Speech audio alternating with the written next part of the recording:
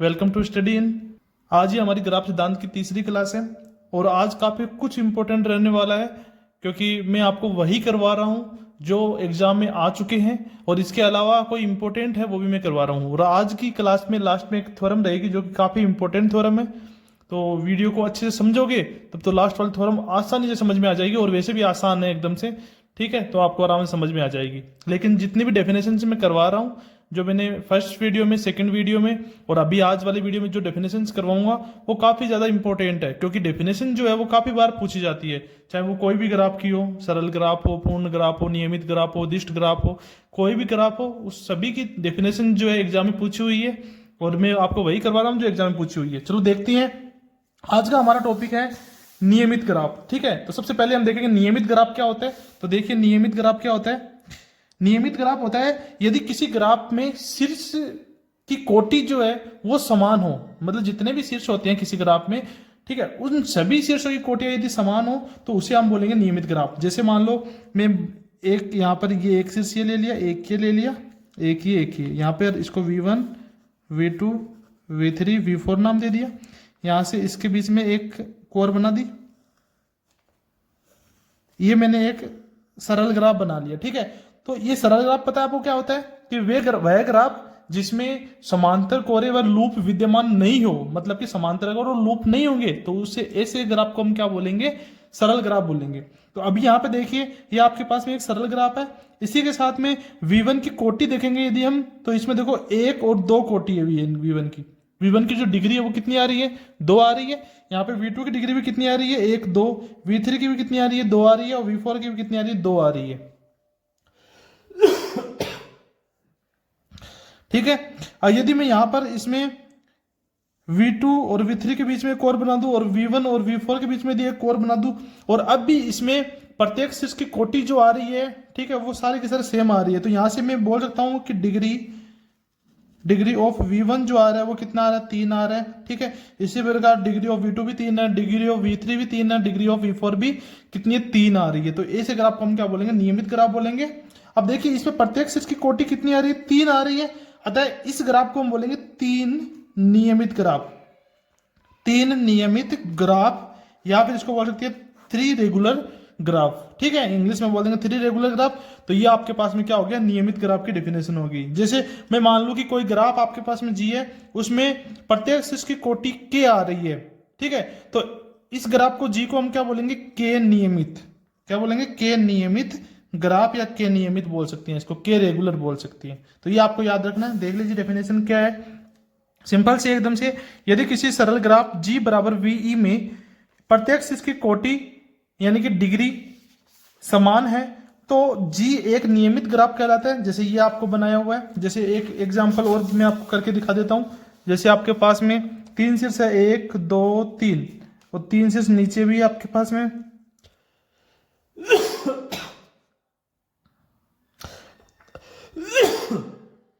तो यहां से इसको V1 V2 V3 नाम दे दिया, V4 V5 और V6 हो गया। ठीक है, अब यहां से देखिए जैसे इसको मैंने इससे मिला दिया, इसको इससे मिला दिया, इसको इससे मिला दिया, इसको इससे, इसको इससे और इसको इससे, इसको इससे, इसको इससे और इसको इससे। तो अब भाई आप देखोगे ना, तो इसमें प्रत्येक शीर्ष की कोटि देखो कितनी आ रही है, इसकी भी 3 आ रही है, इसकी भी 3 आ रही है, इसकी भी 3 आ रही है, इसकी भी 3, इसकी भी 3 और इसकी भी 3। सभी शीर्षों की कोटियां 3 आ रही है, अतः इस ग्राफ को हम बोलेंगे 3 नियमित।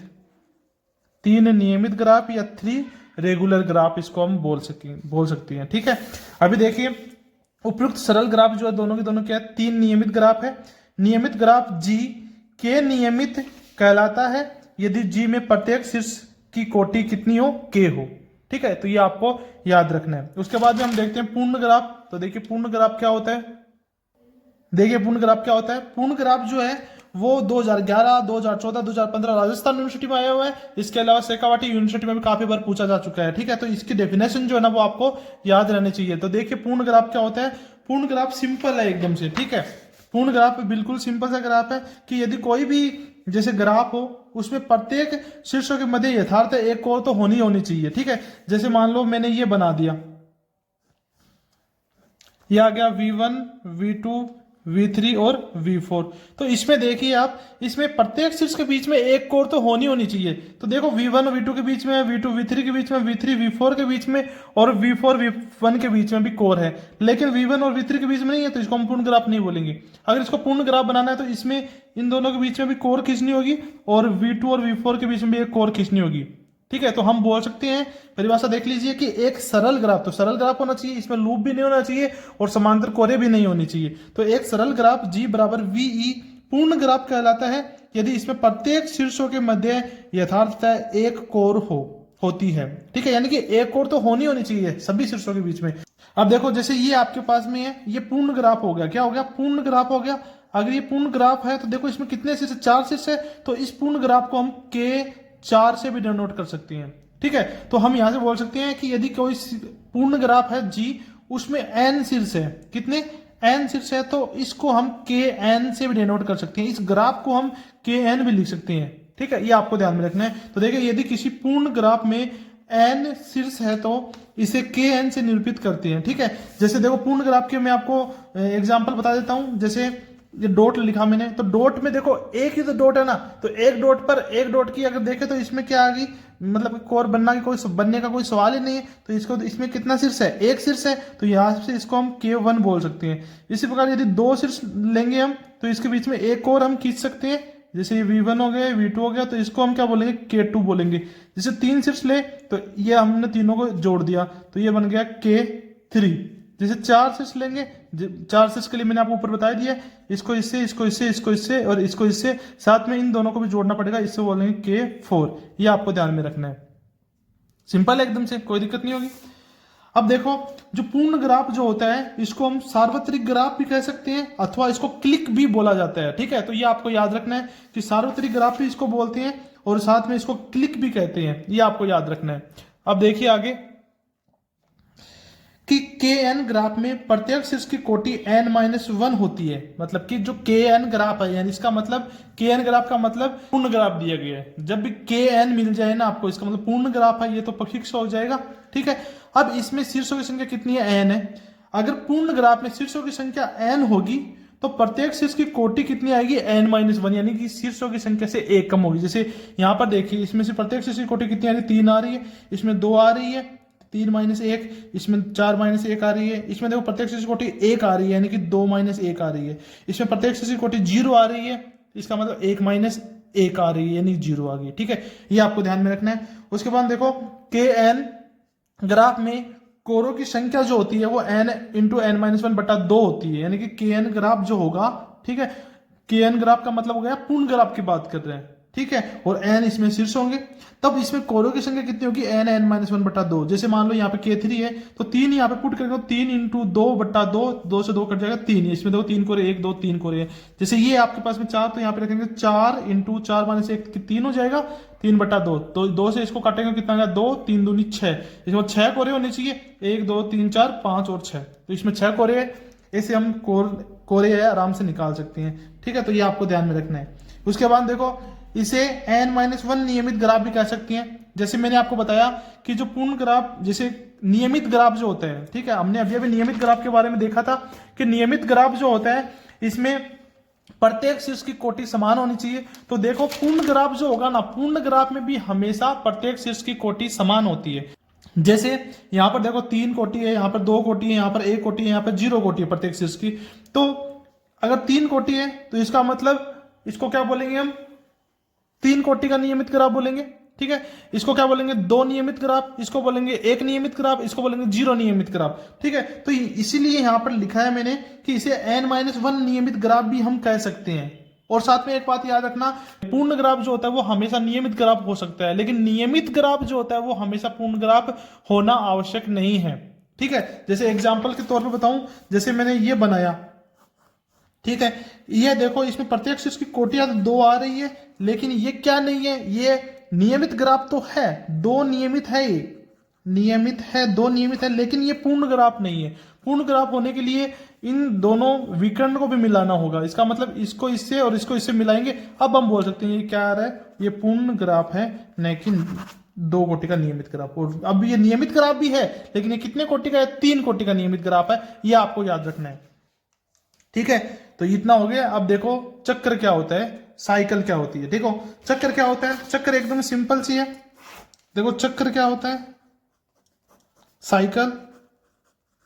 जैसे आपके पास में कोई ग्राफ जी है, जी बराबर है वीई के, ठीक है। अब वी में जो शीर्ष आ रहे हैं वो कुछ इस प्रकार से है, V1 V2 V3 ऐसे करके Vn तक आ रहे हैं, ठीक है। तो इसमें कोरे जो होगी ना, कोरे वो इस प्रकार से होनी चाहिए, V1 V2 V2 V3 ऐसे करके Vn-1 Vn Vn V1 ऐसे कोरे होनी चाहिए। अगर ऐसी कोरे आ रही है तब हम जी को क्या बोलेंगे, चक्र बोलेंगे। क्यों ऐसी कोरे, क्यों? क्योंकि ऐसी कोरे जब भी हम लेंगे तो आपके पास में ग्राफ कुछ इस प्रकार से बनेगा। जैसे हम एग्जांपल ले लेते हैं डायरेक्ट, ठीक है। तो देखो एग्जांपल लेके चलते हैं। जैसे मैंने लिखा, इसमें देखो n का मान हमेशा 3 या 3 से ज्यादा होना चाहिए, तब भी हम चक्र बना पाएंगे, अदरवाइज चक्र नहीं बना पाएंगे, ठीक है। तो देखो 3 लेते हैं हम, 1 2 3, ये V1 आ गया, ये V2 आ गया, ये V3 आ गया। V1 है V2 से जुड़ा हुआ है, ठीक है, और फिर V2 जो है V3 से जुड़ा हुआ है, और V3 V1 से जुड़ा हुआ है, ठीक है। Vn V1 से जुड़ा हुआ है, यानी 3 ही तो है ना इसमें, तो V3 V1 से हो गया, तो ये आ गया। तो इसे हम क्या बोलेंगे, ये भी चक्र हो गया एक, ठीक है, ये आपको ध्यान रखना।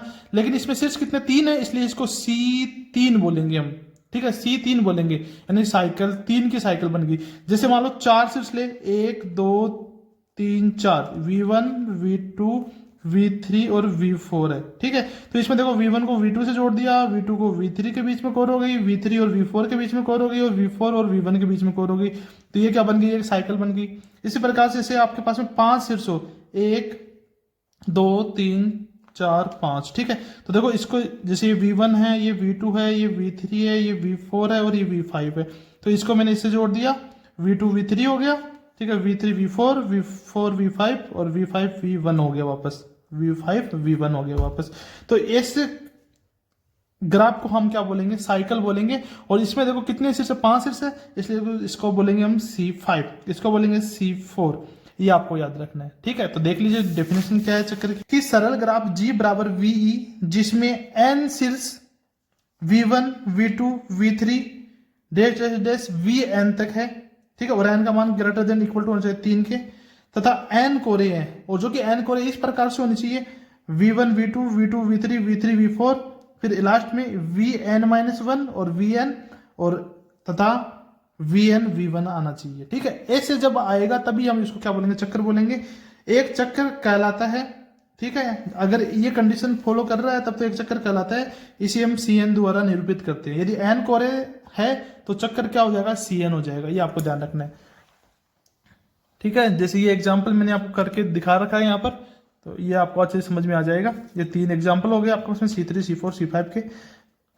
देखिए आगे कि चक्र Cn में, चूंकि देखो जब भी कोई चक्र बनाएंगे ना उसमें हमेशा 2 ही कोटि होगी, प्रत्येक शीर्ष की 2 ही कोटि होगी, इसलिए हम प्रत्येक चक्र को 2 कोटि का नियमित ग्राफ बोल सकते हैं। तो देखो ये सारे के सारे क्या है, 2 कोटि का नियमित ग्राफ है। तो देखिए चक्र Cn में चूंकि प्रत्येक शीर्ष की कोटि 2 होती है, अतः प्रत्येक चक्र 1-2 नियमित ग्राफ होता है, ये आपको ध्यान रख लेना है। फिर हम देखते हैं धुरी चक्र। देखो धुरी चक्र क्या होता है, यदि किसी चक्र Cn में एक अतिरिक्त शीर्ष का योगदान करके इस शीर्ष को Cn के प्रत्येक शीर्ष के साथ, प्रत्येक शीर्ष से कोरों के द्वारा संबद्ध किया जाए, तब इस प्रकार प्राप्त ग्राफ को धुरीय चक्र या फिर व्हील हम कह सकते हैं, ठीक है। इसे हम Wn द्वारा निरूपित करते हैं। सिंपल सा है एकदम से।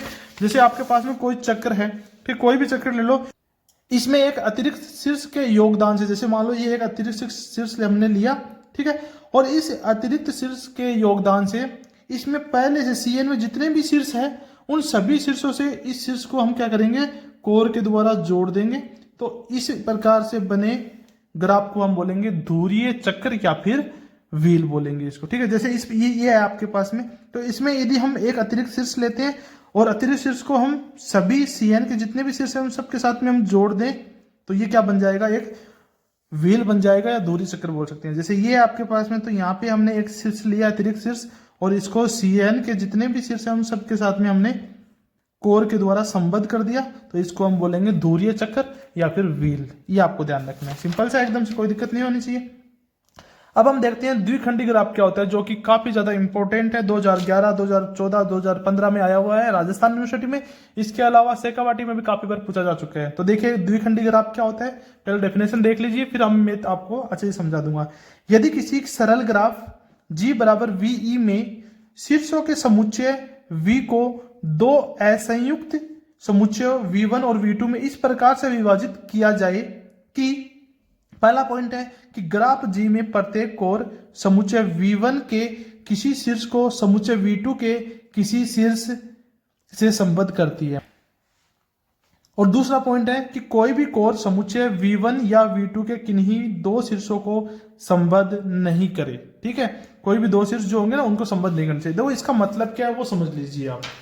जैसे मैं आपको बताता हूं द्विखंडी ग्राफ, या फिर इसको इंग्लिश में बोल सकते हैं बाइपर्टाइड ग्राफ। ठीक है, तो बाइपर्टाइड ग्राफ देखो क्या होता है, द्विखंडी ग्राफ क्या होता है देख लीजिए।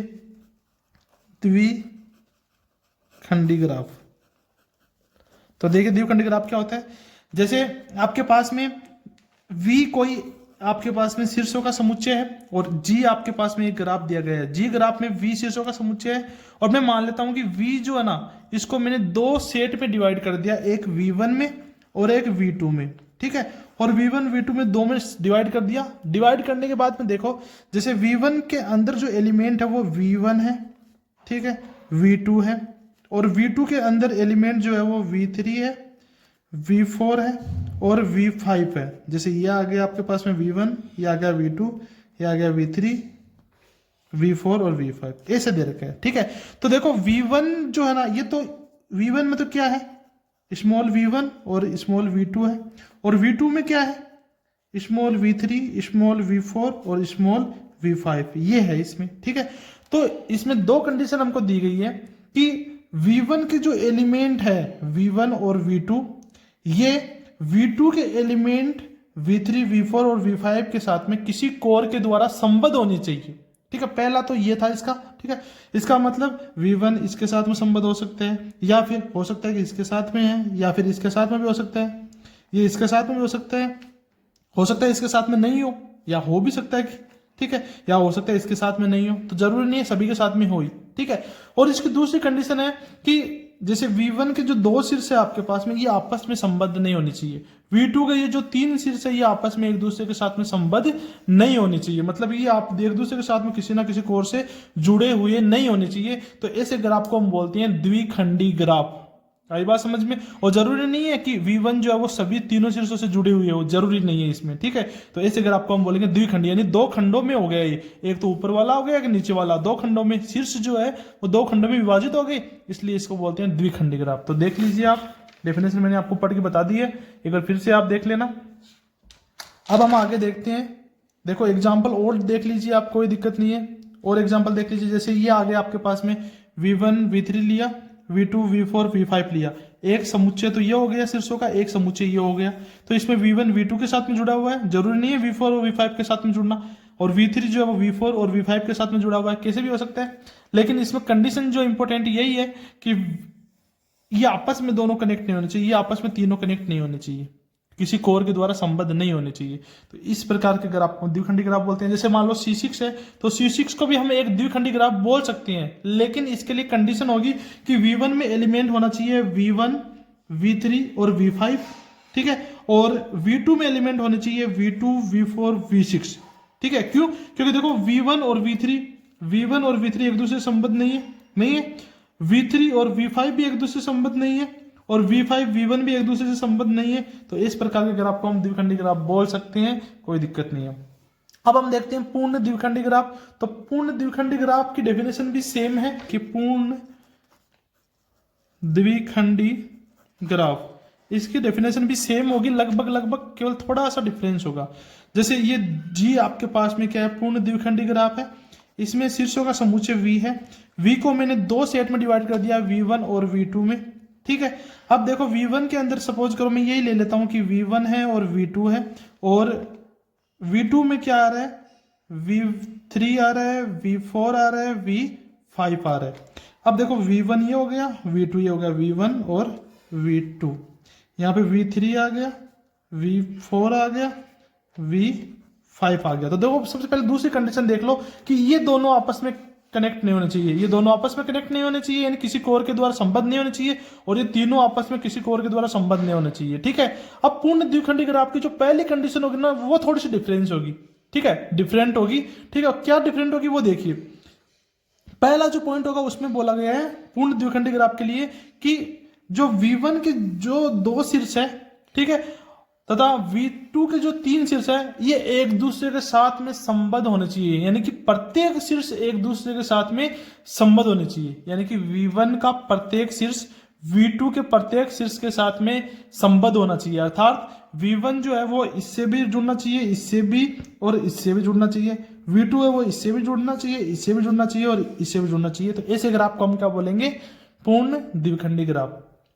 ठीक है, लेकिन द्विखंडी ग्राफ में क्या था? द्विखंडी ग्राफ में जरूरी नहीं है कि सारे के सारे एक दूसरे से जुड़े हुए हो। ठीक है, ये आपको ध्यान रखना है। ठीक है, जैसे एक और लेते हैं, जैसे मैंने 3 ले लिया, 1 2 3, 1 2 3, जैसे ये V1 आ गया, ये V2 आ गया, V3 आ गया, V4 V5 और V6। ऊपर वाला एक अलग समुच्चय हो गया, नीचे वाला एक अलग समुच्चय हो गया। ठीक है, अब ये आपस में किसी कोर के द्वारा संबद्ध नहीं होने चाहिए। ठीक है, लेकिन अब देखो इसको, अगर ये पूर्ण द्विखंडी ग्राफ होगा ना, तब V1 जो होगा वो इससे भी जुड़ा हुआ होगा, इससे भी जुड़ा हुआ होगा, और इससे भी संबद्ध होगा। V2 जो है वो इससे भी जुड़ा हुआ होगा, इससे भी संबद्ध होगा, और इससे भी संबद्ध होगा। V3 जो है वो इससे भी संबद्ध होगा, इससे भी संबद्ध होगा, और इससे भी संबद्ध होगा। ये आपको याद रखना है, इसे बोलेंगे पूर्ण द्विखंडी ग्राफ। सिंपल है एकदम से। डेफिनेशन देख लीजिए एक बार कि माना G बराबर VE एक सरल ग्राफ है। सरल ग्राफ तो होना ही होना चाहिए, क्योंकि पहले बोल दिया इसने, जिसमें शीर्षों के समुच्चय V को 2 असंयुक्त समुच्चयों V1 तथा V2 में इस प्रकार विभाजित किया गया है कि, पहला पॉइंट है कि समुच्चय V1 का प्रत्येक शीर्ष, यहाँ पे प्रत्येक शीर्ष बोल दिया, ठीक है, समुच्चय V2 के प्रत्येक शीर्ष से किसी कोर द्वारा संबद्ध है, तथा दूसरा पॉइंट है समुच्चय V1 या फिर V2 के किन्हीं भी 2 शीर्षों के मध्य कोई कोर नहीं है। तब ऐसे सरल ग्राफ को हम एक पूर्ण द्विखंडी ग्राफ कहते हैं। ये आपको ध्यान रखना है। ठीक है, पूर्ण द्विखंडी ग्राफ जो होता है उसको हम KMN से डिनोट करते हैं, जहां M जो होगा वो V1 में शीर्षों की संख्या होगी, और N जो होगी वो V2 में शीर्षों की संख्या होगी। जैसे ये आपके पास में, तो इसको हम कैसे लिखेंगे? K। ठीक है, इसमें देखो कितने शीर्ष है, ऊपर वाले में 3 है, और नीचे वाले में कितने 3 है, तो 3,3 हो जाएगा। जैसे ये लेके चलते हैं हम, तो इसमें देखो इसको हम क्या लिखेंगे? इसको हम लिखेंगे K, इसमें ऊपर वाले में 2 शीर्ष है तो 2 आ जाएगा, नीचे 3 शीर्ष है तो 3 आ जाएगा, तो K 2,3 हो गया। ठीक है, तो इस प्रकार से हम किसी पूर्ण द्विखंडी ग्राफ को डिनोट कर सकते हैं। ये आपको ध्यान रखना है। ठीक है, तो पूर्ण द्विखंडी ग्राफ को KMN द्वारा निरूपित किया जाता है, जहां M तथा N क्रमशः असंयुक्त समुच्चयों V1 और V2 में शीर्षों की संख्या है। जैसे ये आ रहा है तो K23 हो गया, ये आ गया K33 आ गया। ये आपको ध्यान रखना है। ठीक है, इसके बाद में लास्ट हमारी थ्योरम बचती है, जो कि काफी इंपॉर्टेंट थ्योरम है, यह आपको आनी चाहिए। ठीक है, काफी इंपॉर्टेंट थ्योरम है ये। 2009, 2006, 2016 में राजस्थान यूनिवर्सिटी में आई हुई है। इसके अलावा ये शेखावाटी यूनिवर्सिटी में भी काफी बार आ चुकी है। ठीक है, तो ये आपको आनी ही चाहिए। ठीक है, काफी ज्यादा इंपॉर्टेंट है, आ सकती है एग्जाम में, रिपीट हो सकती है। तो देखो क्या बोल रहे हैं, पहले हम इसको समझ लेते हैं, उसके बाद में मैं आपको पूरा दिखा दूंगा। क्या बोल रहा है कि प्रदर्शित कीजिए कि यदि किसी द्विखंडी ग्राफ G बराबर VE में N शीर्ष है तो इसमें N²/4 से अधिक कोरें नहीं हो सकती है। ये क्या बोल रहे हैं कि G आपको कोई क्या दिया गया है, एक ग्राफ दिया गया है जो कि है VE है, इसमें शीर्षों की संख्या N है, तो इसमें कोरों की संख्या जो है N²/2 से अधिक नहीं हो सकती, अधिक नहीं हो सकती, नहीं हो सकती। तो इससे अधिक कोरें नहीं हो सकती। जैसे देखो मैं आपको बताऊं, जैसे ये आपके पास में, ठीक है, ठीक है, इसको मान लेता हूं मैं, ये आपके पास में द्विखंडी ग्राफ है, मान लो, कोई दिक्कत नहीं है। ठीक है, तो ये अगर द्विखंडी ग्राफ है तो इसमें देखो कोरों की संख्या कितनी आएगी? N²/4 से ज्यादा नहीं होनी चाहिए। तो इसमें देखो N का मान कितना है? 1 2 3 4 5 है, तो 5 का स्क्वायर 25/4, तो 25/4 कितना आएगा? 6 पॉइंट कुछ आएगा, यानी कि 6 से ज्यादा कोर इसमें नहीं हो सकती है। ठीक है, ये आपको बताना था इसमें। तो इसमें देखो 1 2 3 4 5 6 से ज्यादा कोरें हो ही नहीं सकती है इसमें पूर्ण द्विखंडी ग्राफ में। ठीक है, द्विखंडी ग्राफ में नहीं हो सकती। पूर्ण द्विखंडी ग्राफ में तो फिक्स होगी जितनी होनी है। जैसे अब ये देखो आप, इसमें देखिए, इसमें आपके पास में 3,3 यानी कि टोटल कितने 6 शीर्ष हो गए। तो 6 का स्क्वायर 36 बटा 4 कितना आ गया 9। इसमें 9 से ज्यादा कोरे नहीं हो सकती, 9 से कम हो सकती है। किसमें? द्विखंडी ग्राफ की बात कर रहे हैं, क्योंकि इसने बोला है द्विखंडी ग्राफ जी में।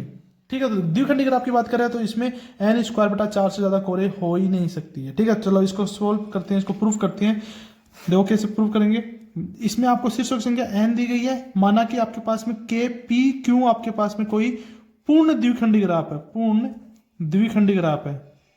आप यहाँ पे पूछ सकते हो मेरे को कि हम पूर्ण द्विखंडी ग्राफ क्यों ले रहे हैं। हम पूर्ण द्विखंडी ग्राफ इसलिए ले रहे हैं क्योंकि पूर्ण द्विखंडी ग्राफ में कोरे अधिकतम होती है। ठीक है, अगर हम केवल द्विखंडी ग्राफ की बात करेंगे तो उसमें हमेशा पूर्ण द्विखंडी ग्राफ से कम ही कोरे में आपको मिलेगी। ठीक है, तो हम यहाँ पे पूर्ण द्विखंडी ग्राफ यहाँ पे लेके चल रहे हैं कि पी के पी क्यू आपके पास में पूर्ण द्विखंडी ग्राफ है। अगर ये पूर्ण द्विखंडी ग्राफ है तो इसमें देखिए जो शीर्षों की संख्या क्या आएगी, P प्लस क्यू आएगी, जो कि किसके बराबर दी हुई है, n के बराबर दी गई है हमको। ठीक है, तथा इसमें अधिकतम कोरे कितनी हो सकती है, P इंटू क्यू अधिकतम कोरे इसमें हो सकती है। ठीक है, इतना तो समझ में आ गया आपको। अब देखिए, अब ये बात कर रहा है अधिकतम की। ठीक है, तो मेरे को एक बात बताओ कि अगर किसी भी आपको दो संख्या दे रखी है तो वो अधिकतम कब हो सकती है, जब दोनों संख्याएं बराबर हो। जैसे 5 को 5 से गुणा करोगे तो कितना आएगा, 25 आएगा। अगर 5 को 4 से गुणा कर दोगे तो कितना आएगा, 20 आएगा। तो अधिकतम कब आ सकती है, जब सेम को सेम संख्या से गुणा किया जाए। तो मैं बोल सकता हूं कि अधिकतम के लिए हम क्या बोलेंगे कि P बराबर Q होगा। अब इसमें यदि P बराबर Q रख देता हूं तो ये P प्लस P बराबर आ जाएगा n, यहां से 2P बराबर आ जाएगा n, P का मान आ जाएगा n बटा 2। तो P का मान n बटा 2 है तो P बराबर Q है, तो Q का मान भी कितना आएगा, n बटा 2 आएगा। अब हम इसी K P Q को क्या लिख सकते हैं, K n by 2 comma n by 2, ऐसे लिख सकते हैं इसको, K n by 2 comma n by 2। ठीक है, अब ये आपके पास में क्या हो गया, आपका पूर्ण द्विखंडी ग्राफ हो गया। अब इसमें कोरों की संख्या यदि आपको निकालनी है तो कोरों की संख्या हम कैसे निकालते हैं, P इंटू क्यू से निकालते हैं। तो यहां से हम इसको कर देंगे n बटा 2 गुणा n बटा 2, तो ये आ जाएगा n स्क्वायर बटा 4।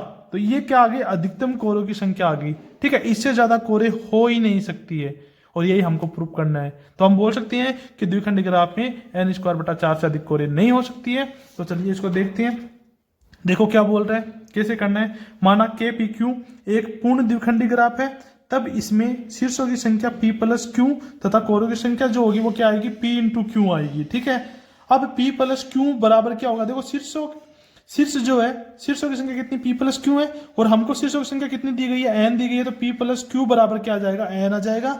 हम जानते हैं कि दो संख्याओं का गुणनफल अधिकतम तभी हो सकता है जब दोनों संख्याएं क्या हो, बराबर हो। यदि दोनों संख्याएं बराबर है तो जो गुणनफल जो आएगा वो अधिकतम आएगा। तो यहां से हम लिख सकते हैं P बराबर Q।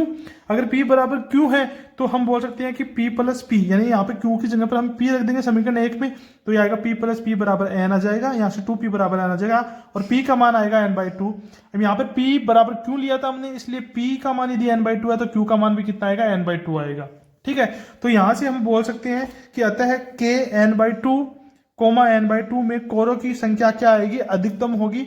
ठीक है, अतः K n by 2 comma n by 2 में कोरों की संख्या कितनी आएगी, n बाई 2 गुणा n बाई 2 होगी और ये बराबर होगा n स्क्वायर बटा 4 के। अतः n शीर्ष वाले द्विखंडी ग्राफ में कोरों की संख्या जो आएगी n स्क्वायर बटा 2 से अधिक नहीं हो सकती है, ये आपको ध्यान में रखना है। तो बच्चों आज के लिए इतना काफी है, अगले वीडियो में हम इसको कंप्लीट करने की कोशिश करेंगे। हो सकता है कि अगले 2 वीडियो में कंप्लीट हो जाए, क्योंकि एक वीडियो में अलग से और बनाऊंगा जिसमें जो प्रीवियस ईयर के जो क्वेश्चंस हैं वो मैं आपको प्रोवाइड करवाऊंगा। ठीक है, तो बच्चों मिलते हैं अगली क्लास में, तब तक के लिए अपना ध्यान रखिए, धन्यवाद।